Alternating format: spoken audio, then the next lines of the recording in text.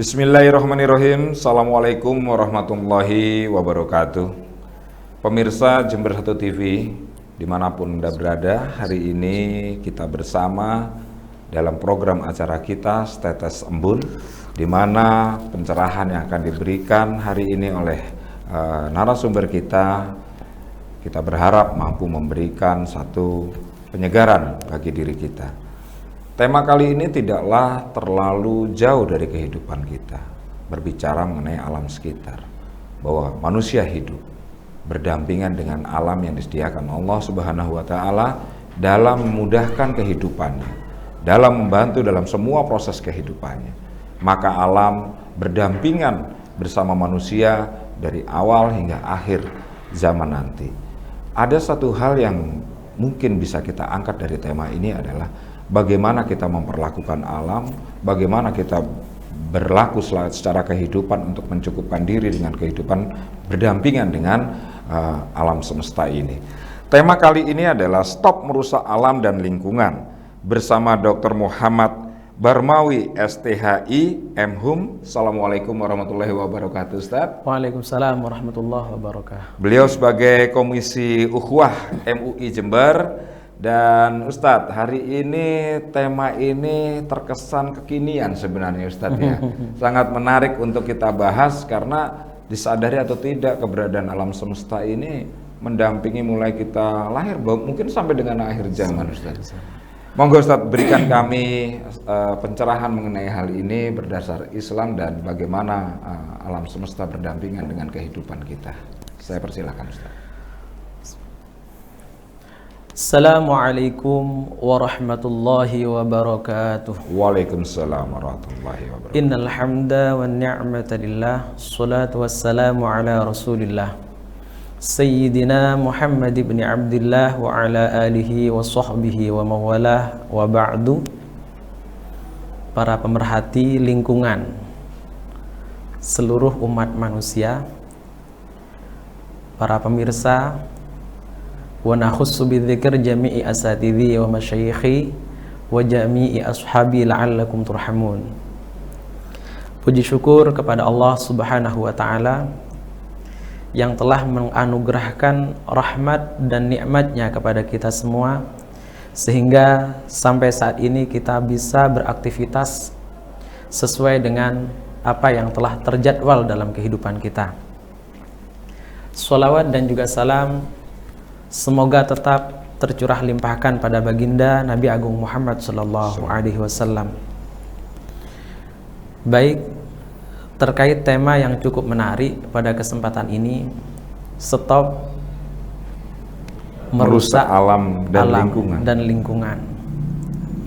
Tadi sempat diungkap bahwa tema tersebut adalah tema yang selalu menarik. Ya. Bahkan bisa kita bilang tema stop merusak lingkungan merupakan tema yang tak akan lekang dari hadirnya zaman ke zaman. Sebab mau tidak mau, kita sebagai umat manusia yang merupakan makhluk ciptaan Allah Subhanahu wa Ta'ala tak akan pernah bisa hidup tak berdampingan dengan alam semesta, khususnya lingkungan dan alam yang ada di sekitar manusia. Baik, saya tertarik terhadap ungkapan yang dimunculkan oleh Quraisy Shihab yang dibidik dan diambil dari untai kata dari Al-Quran, As-Sunnah ataupun kata mutiara yang dimunculkan oleh kalangan ulama. Quraisy Shihab mengatakan begini: kita dari bumi, maka cintailah bumi, bahkan kelak kita akan kembali ke bumi. Sebuah ungkap kata yang dimunculkan oleh Quraisy Shihab sebenarnya ingin menunjukkan bahwa kita sebagai makhluk bumi yang telah diciptakan oleh Allah Subhanahu wa Ta'ala tak akan pernah bisa jauh dari alam dan lingkungan itu sendiri. Bahkan seperti yang presenter tadi ya, kemukakan bahwa sedari lahir hingga meninggal dunia kita akan selalu berhubungan dengan alam yang ada di sekitar kita. Nah, ketika kita berbincang tentang masalah hubungan manusia dengan alam semesta, maka sebenarnya agama sudah sangat peduli tentang masalah itu. Jadi di dalam agama itu ada perihal yang sifatnya sudah menegaskan kepada kita bahwa ketika kita menjadi makhluk yang telah ditetapkan oleh Allah Subhanahu wa taala sebagai khalifah di muka bumi, maka yang harus ditanamkan di dalam hati kita adalah yang disebut dengan keseimbangan. Maka di dalam agama, keseimbangan itu terklasifikasi menjadi 3 bagian. Keseimbangan bagaimana pola hidup kita bisa teratur dan terarah, berhubungan dan berkomunikasi dengan baik dengan Allah, yang disebut dengan hablum minallah. Yang kedua, pola komunikasi dengan sesama manusia, yang disebut dengan hablum minan nas. Nah, tak kalah pentingnya adalah pola komunikasi kita, interaksi kita dengan alam semesta. Tak jarang kita lihat sekarang bahwa tak sedikit dari kita sebagai umat manusia yang justru lalai untuk kemudian bisa menyiapkan diri, menyadarkan diri untuk berperilaku baik terhadap lingkungan. Nah, ketika kita melihat terhadap bagaimana sih sebenarnya kabar dunia saat ini, maka kita lihat bagaimana Rusia dengan Ukraina ya. Jadi memang betul-betul bagaimana ketika terjadi pertumpahan darah dan perungsakan di situ, maka ketika manusia itu menggunakan pola yang tak baik, maka apa yang terjadi? Maka kerusakan bukan hanya kerusakan pada alam dan juga lingkungan sekitarnya, tapi juga bisa membunuh terhadap sesama manusia. Itu karena ambisi-ambisi yang tak berkesudahan dari manusia itu sendiri. Maka dalam hal yang semacam ini, di dalam agama itu diturunkan yang disebut dengan aturan-aturan atau norma-norma. Bagaimana manusia itu membingkai kehidupan yang baik, baik antara manusia dengan Allah, manusia dengan manusia, manusia dengan alam semesta. Nah, yang pertama paling penting untuk kemudian ditanamkan kepada bagaimana menjadi manusia ideal, itu ditanamkan tentang masalah aspek keimanan. Bagaimana hati itu terikat menjadi hati yang senantiasa bisa mendorong terhadap aktivitas tubuh itu selalu positif. Maka di sini disebut dengan keimanan. Iman itu biasanya sesuatu yang tergerak atau terdorong yang ditancapkan ke dalam hati, yang oleh kalangan ulama disebutkan takrirun bil lisan wa tasdiqun bil qalbi wa amalun bil arkan. Jadi keimanan itu adalah bagaimana seseorang itu mampu mengungkap bahwa dia betul-betul beriman kepada Allah, yang ungkapan itu ditanamkan ke dalam hati. Nah, secara aplikatif itu kemudian dimunculkan dalam kehidupan sehari-hari. Nah, itu juga bisa disebut dengan akidah. Nah, keimanan ini menurut kalangan ulama disebut dengan asas atau pondasi. Seseorang yang mampu memiliki keimanan dengan baik, sempurna, itu akan mengikat hatinya untuk senantiasa melakukan apa yang telah dititahkan oleh Allah Subhanahu wa taala. Ini merupakan berperilaku baik, baik dari untai kata, perbuatan dan seterusnya. Itu muncul sesuatu yang betul-betul etika atau berakhlak mulia, akhlakul karimah. Karena Rasulullah itu diutus ke muka bumi selain rahmatan lil alamin, maka bentuk realisasinya disebut dengan innama bu'ithtu liutammima makarimal akhlak dan seterusnya. Nah, hablum minan nas juga demikian, dan tak kalah penting adalah hablum minal alam. Terkait dengan hablum minal alam, maka potensi-potensi yang terdapat di dalam Al-Qur'an telah diberikan oleh Allah Subhanahu wa taala. Di antaranya potensi dengan istilah khalifah kepada manusia. Jadi ketika Allah menetapkan wa il qala rabbuka lil malaikati inni ja'ilun fil ardi khalifah, ketika Allah menegaskan kepada para malaikat, inni ja'ilun, sungguh aku akan menjadikan khalifah di muka bumi, maka malaikat pun bertanya, qalu ataj'alu fiha may yufsidu fiha wa yasfiku dima. Katanya kalangan malaikat, wahai Allah, adakah engkau akan menciptakan ulang orang-orang atau penduduk yang suka merusak dan menumpahkan darah? Maka kemudian Allah menjawab, inni a'lamu ma la ta'lamun, sungguh aku mengerti daripada apa yang belum kalian mengerti. Nah, terkait hal yang semacam ini, maka kalangan ulama menafsirkan bahwa ketika Allah menegaskan yang semacam itu, maka memiliki makna selain Allah menciptakan manusia, maka Allah juga akan mengirimkan dari sebagian mereka untuk diutus membawa pesan suci untuk mengantarkan mereka sebagai penduduk atau manusia ideal di muka bumi. Nah, bukti bahwa Allah Subhanahu wa taala juga menegaskan bahwa di antara ajaran yang terdapat di dalam agama ialah menjadikan umat manusia itu berperilaku baik kepada alam semesta adalah yang dicontohkan oleh Rasulullah Sallallahu Alaihi Wasallam. Bagaimana Rasulullah itu membingkai kehidupannya memang betul-betul santun, bukan hanya kepada manusia tapi juga kepada alam semesta. Banyak riwayat-riwayat yang menunjukkan bahwa ketika Rasulullah berperang itu yang diperangi manusia yang jahat, sedangkan pohon-pohon, bangunan-bangunan tak boleh dirusak dan seterusnya. Bagaimana Rasulullah ketika ada sebuah riwayat, ada seorang sahabat ketika memburu kijang itu, kemudian ketika diambil kok kemudian susunya itu masih besar, maka disuruh lepas karena dia punya anak. Dia masih menyusui. Masih menyusui. Maka ini yang sebenarnya dicontohkan oleh Rasulullah Sallallahu Alaihi Wasallam.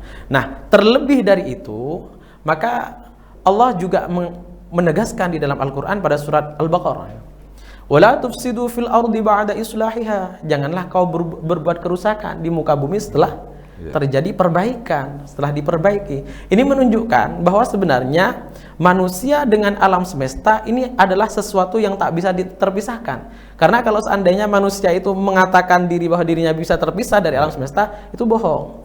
Udara, air, dan seterusnya, itu andai itu udara itu jernih, udara itu segar dan seterusnya, tidak tercemar dengan perihal-perihal yang bisa merusak kandungan udara, air itu jernih dan seterusnya, betapa bahagia manusia itu. Dan tentu hal yang semacam ini itu tidak bisa untuk kemudian muncul begitu saja tanpa ada usaha dari manusia. Maka dalam hal ini kata khalifah yang dikatakan di dalam Al-Quran pada surat Al-Baqarah tersebut memiliki makna mengelola sesuai dengan tabiat atau fitrah yang telah ditetapkan oleh Allah Subhanahu wa Ta'ala.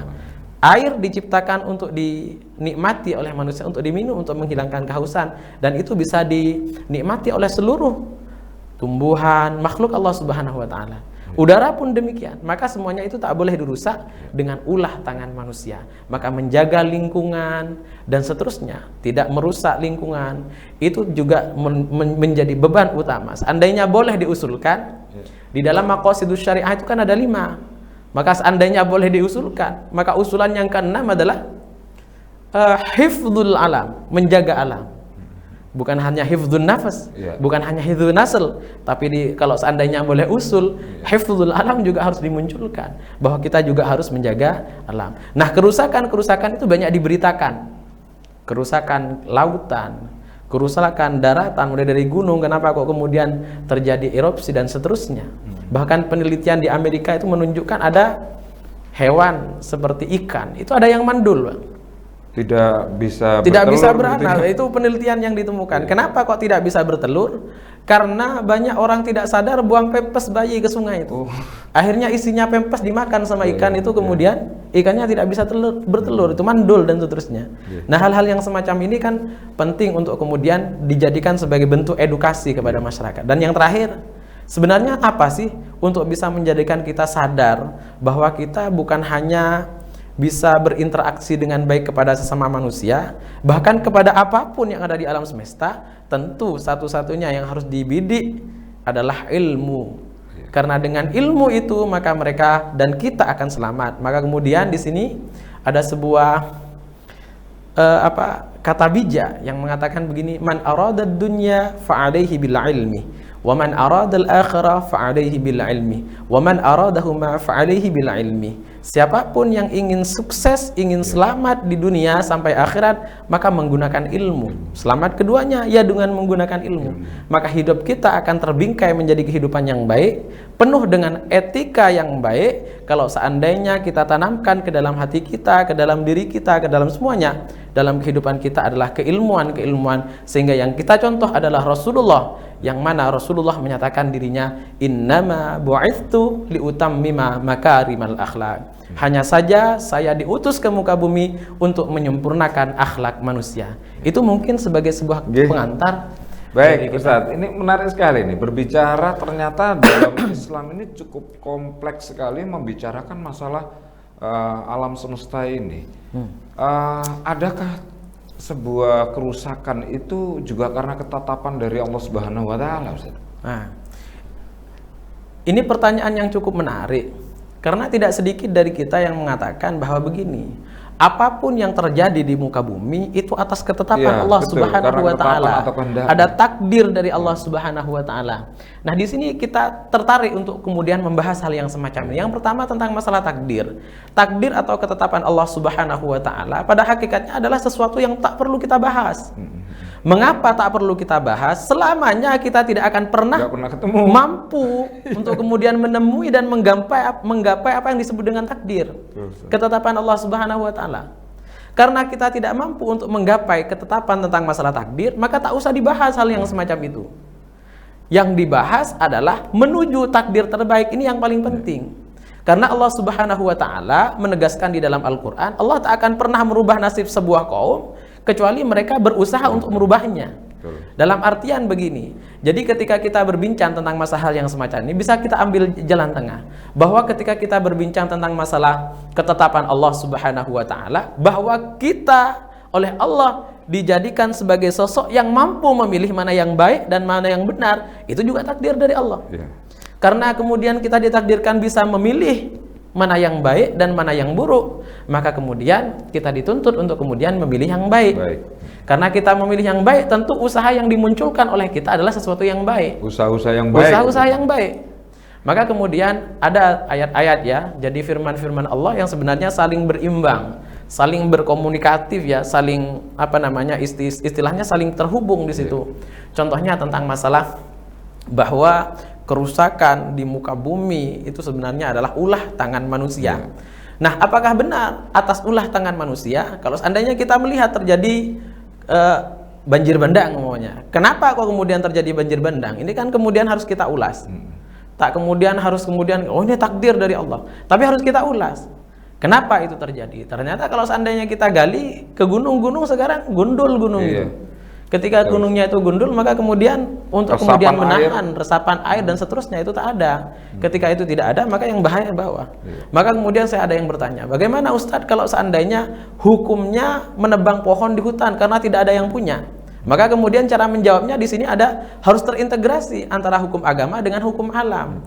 Maka kita katakan haram meskipun tidak ada yang punya. Kenapa? Karena kalau seandainya ditebang, pohon-pohon yang ada di gunung itu akan terjadi dampak yang sangat besar untuk fatal kehidupan yang dalam lain. kehidupan yang lain. Maka hal yang semacam ini juga harus dijaga.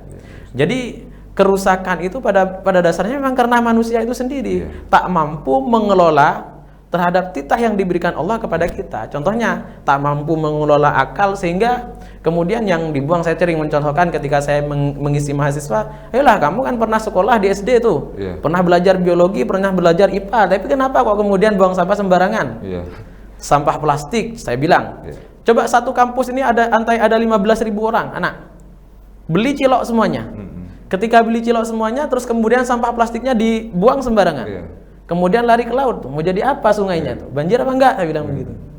Nah, hal yang semacam ini yang harus kemudian kita kelola. Jadi bahwa kesadaran itu tempatkan sesuatu pada tempatnya, tentunya dengan menggunakan ilmu. Sebuah kesadaran itu tak mungkin tampil tanpa dengan ilmu itu. Maka sebenarnya kerusakan di muka bumi, meskipun itu merupakan kudrah dari Allah, tapi itu adalah hasil dari perbuatan manusia itu sendiri. Ya, berarti ini mungkin korelasinya ada juga nih dengan pemanaan manusia sebagai khalifah di muka bumi ya. Betul. Artinya dia berhubungan erat dengan kondisi pelestarian alam dan lingkungan, penciptaan makhluk yang lain oleh Allah Subhanahu wa taala dalam lingkar kehidupannya. Ini kalau dalam Islam mengurai ini lebih jauh seperti apa, Ustaz? Nah, khalifah itu dalam aspek bahasa sebenarnya banyak maknanya. Cuman makna yang bisa untuk kemudian kita kolaborasi untuk bisa diintegrasikan dengan masalah lingkungan, maka khalifah yang dimaksud di sini adalah mengelola. Mengelola sesuatu sesuai dengan tabiat atau fitrah yang telah ditetapkan oleh Allah. Maka seperti yang kita ungkap tadi pada surat Al-Baqarah yang berbunyi inni ja'ilun fil ardi khalifah, bahwa sungguh aku menciptakan khalifah di muka bumi. Ketika berbincang tentang masalah khalifah, maka harus dimaknai bahwa yang dimaksud dengan khalifah itu bukan hanya pemimpin, tapi pengelola. Artinya manusia itu telah ditetapkan oleh Allah Subhanahu wa taala untuk bisa mengelola alam dan lingkungannya sesuai dengan tabiat yang telah ditetapkan oleh Allah, sehingga alam dan lingkungan yang ada di sekitarnya itu mampu kemudian berimbas baik kepada dirinya sendiri. udara yang segar akan dihirup untuk kemudian menjadikan dirinya sehat. Minuman dari air yang jernih yang tidak terkontaminasi dengan hal-hal yang di luar air, itu bisa kemudian menjadikan diri kita, dan seterusnya, tumbuhan, terus kemudian hewan-hewan, untuk kemudian tidak dimusnahkan. Nah, semuanya itu dalam kategori khalifah. Manusia dituntut untuk mengelola hal yang semacam itu agar mereka bisa menikmati anugerah keindahan yang telah ditetapkan oleh Allah untuk dijadikan sebagai hidangan dalam kehidupannya. Ya, ini salah satu hal juga ini. Tadi sudah disinggung mengenai bagaimana membangun sebuah nilai kesadaran, yang ada beberapa item tadi Ustadz sebutkan. Ya. Padahal paling penting ini melestarikan, kemudian memberdayakan lingkungan dengan baik. Ini kan harus berasaskan pada nilai kesadaran manusia ini. Seperti apa kalau ungkapan ini diterjemahkan, Ustaz? Sebenarnya begini, kesadaran untuk melakukan sebuah kebaikan itu muncul dari jiwa manusia. Karena kalau seandainya jiwanya tak positif, tak mungkin muncul dalam untai kata, perbuatan, sesuatu yang positif. Maka ini yang disebut dengan akhlakul karimah. Yang dimaksud dengan akhlakul karimah bagaimana? Potensi-potensi yang muncul dalam kehidupan manusia, baik dari untai kata atau perbuatan dalam kehidupannya, tiada lain adalah sesuatu yang positif. Ini yang disebut dengan akhlak. Maka ketika berbincang dengan sesama, itu tak menyakiti hatinya dan seterusnya. Ketika berperilaku, mau dengan orang, mau dengan alam semesta, itu semuanya tak merugikan, baik kepada dirinya atau kepada alam semesta. Nah, kesadaran yang semacam itu tak akan mungkin muncul kalau seandainya dia tak memiliki ilmunya. Bagaimana dia sadar bahwa ketika dia buang sampah sembarangan itu bisa menyebabkan kerusakan di alam semesta, itu tidak akan muncul dalam otaknya kalau dia tidak punya ilmu. Bagaimana ketika apapun yang ada di sekitarnya itu bisa menjadi sesuatu yang berdampak positif kepada dirinya, kalau dia tidak punya ilmunya, tidak bisa. Maka dalam hal ini, di dalam agama itu, ilmu itu diklasifikasikan menjadi dua macam. Yang pertama adalah al-ulum ad-diniyah, yang kedua adalah al-ulum al-hayatiyah. Apa al-ulum ad-diniyah? Itu adalah ilmu-ilmu yang bersinggungan dengan masalah agama. Fungsinya apa? Fungsinya untuk menekan dan mengatur diri manusia agar sesuai dengan titah yang telah ditetapkan oleh Allah. Seperti yang saya katakan tadi, hablum minallah, hablum minannas, hablum minal alam, itu akan tercipta dengan baik kalau dia memiliki ilmu-ilmu yang sifatnya agama itu. Ada ilmu tauhid, ada ilmu syariat, kemudian berimplikasi pada akhlak. Yang kedua adalah al-ulum al-hayatiyah. Ini penting, ilmu sains. Maka manusia itu harus belajar tentang masalah ilmu sains. Kenapa? Karena untuk bisa mencipta sebuah tindakan yang baik, yang tak merugikan, bahkan bisa mengelola alam yang ada di sekitarnya, itu yang disebut dengan al-ulum al-hayatiyah. Maka keilmuan yang semacam itu harus dipelajari oleh umat manusia untuk kemudian membingkai sebuah kelola dan tata hidup yang baik dan positif. Maka kemudian ketika manusia mampu menjadi orang yang demikian, maka itulah yang disebut dengan kepanjangan dari firman Allah yang mengatakan sebagai bahwa agama itu adalah rahmatan lil alamin, rahmat bagi alam semesta. Artinya ketika kita melakukan perbuatan itu murahnya untuk mencari ridho dari Allah, untuk kemudian menetapkan posisi kita sesuai dengan titah Allah, menjadikan segala bentuk yang ada di sekitar kita sesuai dengan ketetapan, sesuai fitrah yang telah ditetapkan oleh Allah, maka itulah tugas manusia yang telah ditetapkan oleh Allah, yang di dalam Al-Quran disebut dengan istilah khilafah fil ard, khalifah fil ard. Maka yang muncul seperti yang saya katakan adalah akhlakul karimah, dan itulah yang disebut dengan orang yang mampu menjadi kepanjangan dari rahmatan lil alamin dalam agama itu sendiri. Baik, terima kasih Ustaz. Pemirsa Jember 1 TV, ulasan yang tadi cukup memberikan pencerahan bagi kita, insya Allah mampu memberikan pemahaman yang lebih mendalam mengapa kemudian alam semesta yang berdampingan dengan kita ini wajib dan harus selain disyukuri, dirawat dan dijaga. Ada ilmu, ada iman yang membuat diri manusia menjadi lebih berarti dalam kehidupannya, dan bagaimana kemudian alam semesta itu juga mampu berimbas baik kepada setiap individu manusia karena kita juga menjaga dan merawatnya dengan baik. Cukup sampai di sini status embun kita kali ini. Terima kasih Ustadz, terima kasih juga buat seluruh pemirsa yang bersama kami di sini. Kita ketemu lagi di episode berikutnya. Assalamualaikum warahmatullahi wabarakatuh.